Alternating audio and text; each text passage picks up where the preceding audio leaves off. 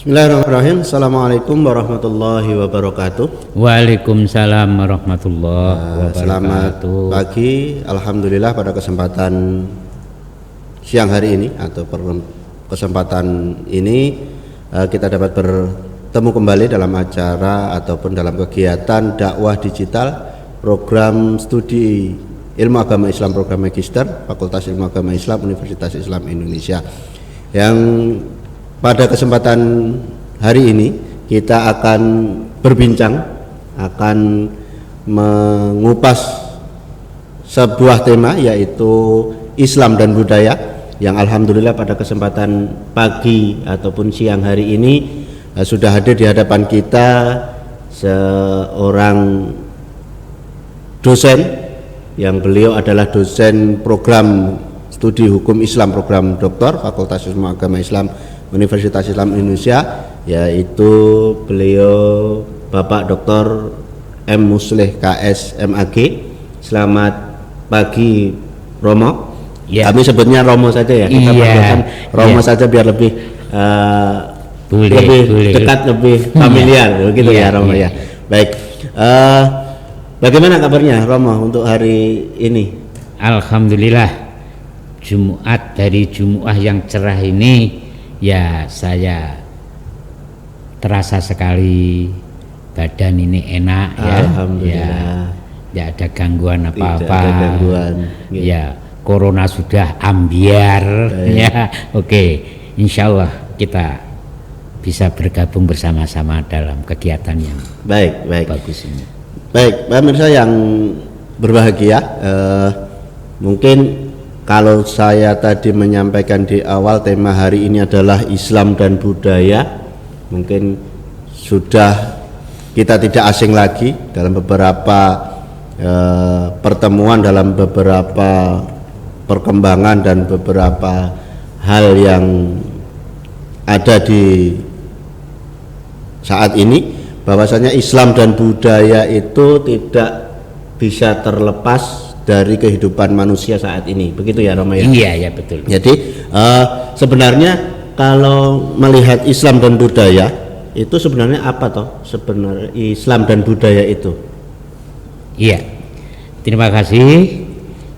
Tema ini memang tema yang menarik sekali dan tema yang standar untuk mengisi dialog kehidupan manusia. Ya, oke. Ini luar biasa ini ya. Jadi saya ingin mencoba melihat Islam di satu sisi dan budaya di sisi lain. Jadi kan begini ini ya. Ketika kita memahami Islam, ketika kita memilih Islam sebagai pilihan dalam kehidupan untuk mengatur, mengantarkan tata cara kehidupan ini artinya kita terikat dengan berbagai paradigma ya, nilai-nilai fundamental yang ada di dalam Islam. Nah, Islam sebagai agama ya, Islam sebagai agama yang diturunkan oleh Allah Subhanahu wa taala melalui para rasul, ini kan tidak begitu sia-sia ya, tapi ada orientasi kehendak Sang Maha Pencipta agar manusia itu berada di dalam dimensi fitrah manusia di satu sisi, yang mana manusia itu sebagai makhluk yang dinamis, makhluk yang bergerak, makhluk yang tidak bisa lepas dengan konteks sosial kehidupannya dalam rangka, kalau dalam istilah orang Jawa itu ngayai darmaning gesang. Nah, salah satu orientasi, salah satu cara ngayai darmaning gesang ini, manusia tidak mungkin bisa berjalan dengan baik tanpa ada tuntunan-tuntunan yang sakral, tuntunan yang fundamental yang diberikan oleh Allah Subhanahu wa taala. Ini satu.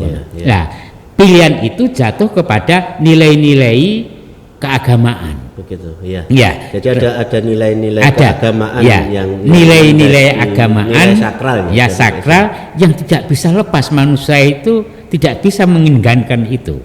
Ya, kalau kita mengkaji dari pandangan kajian antropologi hukum, manusia itu makhluk yang diciptakan oleh Allah sebagai makhluk yang tidak bisa lepas dengan kehidupan transenden. Artinya kehidupan bagaimana manusia itu menjalin hubungan kepada adik kudrati, yang dalam ini adalah Allah Subhanahu wa taala. Ini konsep dasar manusia dan beragama itu seperti itu. Dan itu manusia tidak bisa lepas dari konteks itu. Ya. Kalau dihubungkan dengan budaya, kalau itu gimana? Ya. Kalau dengan budaya itu kan begini ya, Mas Joko ya. Jadi budaya itu kan hasil refleksi manusia melalui potensi yang diberikan Allah kepada kita. Nah, begini. Jadi manusia itu sosok makhluk yang dipilih oleh Allah, diberi kesiapan untuk masuk ke kehidupan. Ya. Nah, masuk kehidupan ini antara tuntunan dan potensi Allah yang diberikan manusia itu tidak bisa dipisahkan. Misalnya begini, di dalam diri manusia itu kan ada potensi misalnya yang dasar itu adalah potensi panca indera. Nah, manusia bisa melihat sesuatu, manusia bisa mendengar sesuatu, manusia bisa merasakan sesuatu, manusia bisa merespon sesuatu. Ini ada pada diri manusia. Setiap manusia. Manusia tidak akan lepas dari itu. Lalu potensi ini oleh Allah Subhanahu wa taala dilengkapi yaitu yang berupa potensi reasoning, potensi akal. Dengan melihat itu, dengan mendengar, dengan merasakan dan lain sebagainya, itu manusia itu memberikan respon yang diperintahkan oleh potensi panca indera dan akal, lalu diredup di dalam hati nurani, maka manusia itu akan melakukan yang namanya tindakan-tindakan atau perbuatan yang itu menjadi identitas mereka. Ketika manusia merefleksikan nilai transenden hubungan manusia dengan Allah melalui petunjuk agama, melahirkan yang namanya perilaku yang khas. Maka kita sering mendengar, kalau kita melihat hidup ini kan sangat mudah melihat ada misalnya ada komunitas, ada pribadi, maka dengan refleksi manusia itu kita mengenali mereka, siapa mereka itu, refleksinya, perbuatannya seperti, dan itu khas, dan itulah yang namanya nanti manusia itu akan menghasilkan kebudayaan, kepribadian. Nah, kepribadian yang karena manusia itu beraneka ragam dan beraneka ragam cara berpandangan, berpikir, yang mempengaruhi, maka kita akan menemukan yang namanya dinamika budaya dalam masyarakat. Dinamika budaya. Mengapa manusia itu harus menemukan dinamika budaya dalam masyarakat? Karena apa? Untuk mengharmonisasi kehidupan manusia dalam ngayai dharmaning gesang sebagai makhluk ciptaan Allah yang tidak terpisah dengan kehidupan. Bagaimana manusia melihat, mengkontekstualkan hubungan dengan Tuhannya, manusia dengan sesama, manusia dengan alam semesta. Nah, dengan direfleksikan dalam bentuk budaya dan kita mengetahui budaya itu hidup dalam kehidupan masyarakat, maka kita mudah untuk saling ketemu, saling menghargai, saling menghargai dan lain sebagainya. Baik, Romo. Kalau yang apa yang disampaikan Romo tadi bahwasanya antara budaya dan Islam sendiri sebenarnya tidak ada pemisah yang pasti. Artinya sebenarnya Islam dan budaya itu mempunyai kaitan yang sangat erat antara menjadikan perilaku seseorang itu yang berperilaku Islam atau berperilaku tergantung dari bagaimana akal manusia itu mencikapi dari perkembangan budaya itu ya Roma ya. Iya. Nah jadi, selanjutnya jadi begini Mas Joko. Jadi kan ketika manusia yang sampai pada dataran dia harus menerima dalam konteks manusia sudah siap untuk menjalin hubungan interaksi interaksi entah itu interaksi dengan agamanya interaksi dengan sesama manusia itu selalu melahirkan sebuah perilaku. Ini jelas terjadi bentuk-bentuk. Jadi misalnya contoh begini, kalau kita kan di dalam masyarakat kita itu kan sering kita mengetahui ya, bagaimana contoh misalnya kita akan melihat ini sosok manusia. Oh iya ya, dia sosok manusia yang hidup dan dibentuk oleh nilai-nilai religiositasnya, keagamaannya. Misalnya dalam masyarakat, nah di Indonesia itu kan ada istilah kampung kauman ya. Kauman. Orang bisa mengenali mereka itu. Oh ini orang-orang kauman ini orang yang hidup dalam komunitas yang dibentuk oleh ini. Jadi manusia itu mempunyai kebudayaan yang khas ataupun ciri-ciri yang khas. Ini sangat tergantung bagaimana manusia itu menjalin hubungan relasi sosialnya. Ya, kalau dekat dengan itu akhirnya oh ini yang kampung santri. Oh, ini yang kampung priayi, ini yang kampung abangan. Ini terlihat dari situ. Dan ketika kita melihat berbagai corak kehidupan manusia itu, kita akan mempunyai pertimbangan akal bahwa oh ternyata kehidupan itu seperti itu ya. Lalu kita memahami kalau kehidupan mereka itu seperti itu, yang timbulnya apa? Kesadaran pribadi, kesadaran personal. Ya, tidak saling memarahi, tidak saling mencaci dan lain sebagainya. Karena paham dengan budaya mereka. Gitu. Tetap menjaga toleransi. Iya, karena paham dengan perilaku mereka. Nah, tetapi kan nyatanya ataupun dalam sebagian kecil, saya sampaikan beberapa bagian kecil saja, ada yang mempunyai sikap yang intoleran. Artinya antara melihat perbedaan yang tadi disampaikan Romo, bahwasanya ada ciri khas tersendiri dari suatu manusia tadi atau dari manusia tadi yang menyebabkan perbedaan. Nah, ada sebagian orang yang tidak menerima ataupun tidak memahami itu. Nah, bagaimana untuk mensikapi ini Romo? Dengan adanya perbedaan itu ataupun sebagian orang yang tidak ataupun kurang intoleran dengan perbedaan budaya ini. Memang tidak bisa kita pungkiri ya bahwa di dalam kehidupan manusia itu kadang-kadang kita menjumpai bagian-bagian masyarakat kita yang kadang-kadang itu dianggap sebagai sesuatu yang tidak sejalan, sehingga menimbulkan reaksi perbuatan, reaksi tindakan terhadap orang itu, dan itu ya kita anggap sebagai sesuatu yang biasa terjadi di dalam masyarakat. Lalu persoalannya yang berikutnya adalah kalau itu terjadi hal-hal yang semacam itulah, itu bukti bahwa bagaimana seseorang itu dalam merespon nilai-nilai agama sebagai guidance kehidupan, lalu direfleksikan dalam bentuk perbuatan yang dalam istilah budaya itu dituangkan dalam simbol-simbol budaya.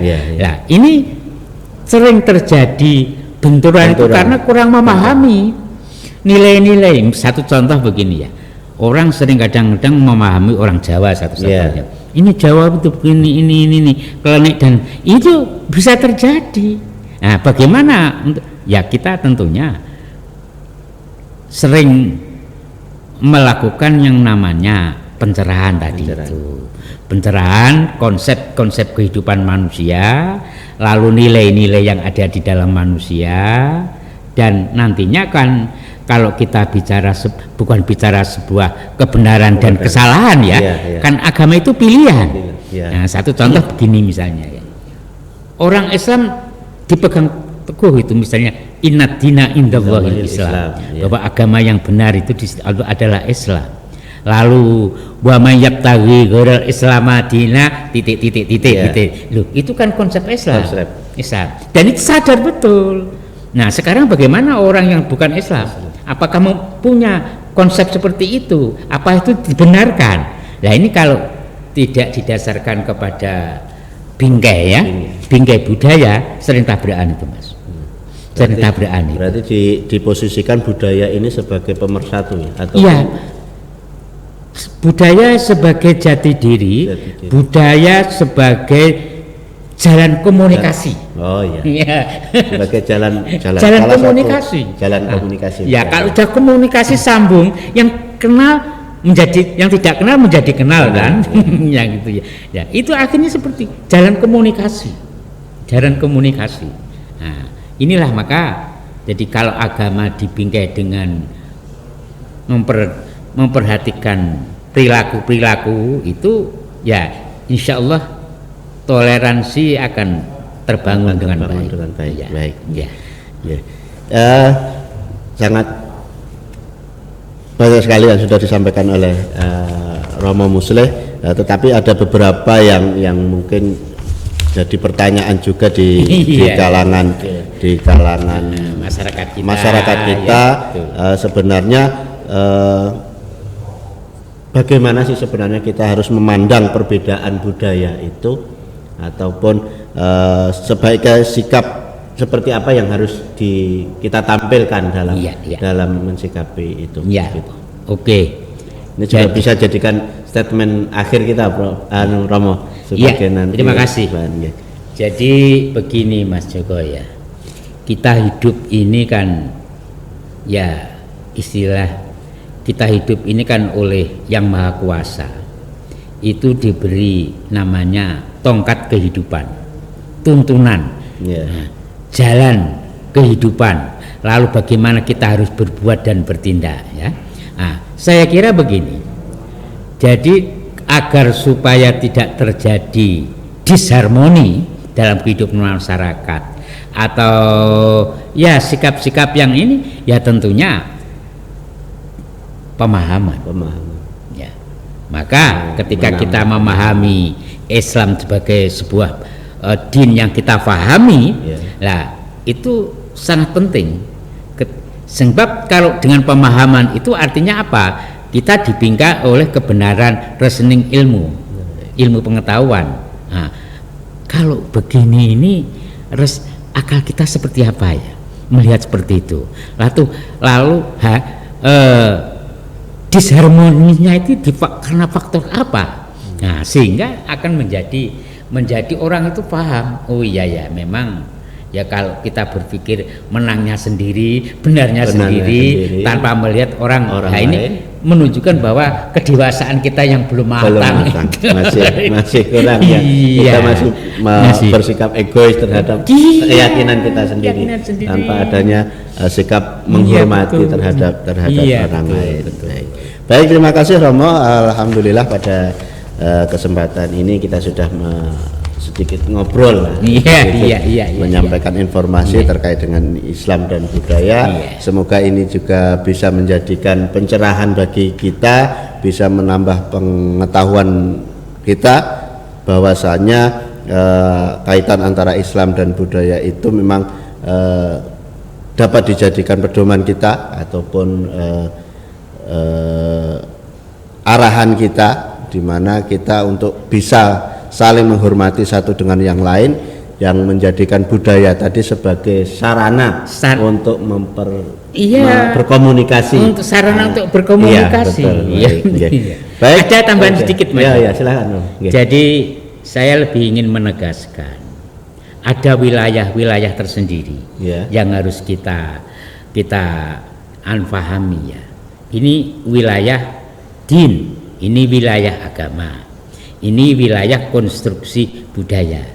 Ini yang sering terjadi benturan itu kalau dibenturkan antara budaya dengan konsep itu sering. Jadi agama ya bukan wilayahnya kok ini. Ini tidak bisa, budaya wilayahnya siapa, agama wilayah. Jadi jangan dibenturkan. Tidak harus dibenturkan tapi beriringan. Beriringan. Jadi akan mempercantik, akan memudahkan untuk sarana komunikasi tadi. Betul. Luar biasa. Baik. Baik, terima kasih Romo sudah hadir dalam kegiatan dakwah digital di program studi ilmu agama Islam program Magister FIA-UI ini. Semoga sekali lagi menambah pemahaman kita, menambah pengetahuan kita dalam kegiatan keislaman ataupun kegiatan berdakwah di kampus begitu. Baik, terima kasih. Kita akhiri dengan sama-sama membaca alhamdulillahirabbil alamin. Saya selaku pemandu dan juga Romo Dr. Musleh KS MAG sudah bertemu dalam kegiatan ini. Kurang lebihnya mohon maaf. Billahi taufiq wal hidayah. Assalamualaikum warahmatullahi wabarakatuh. Waalaikumsalam warahmatullahi wabarakatuh.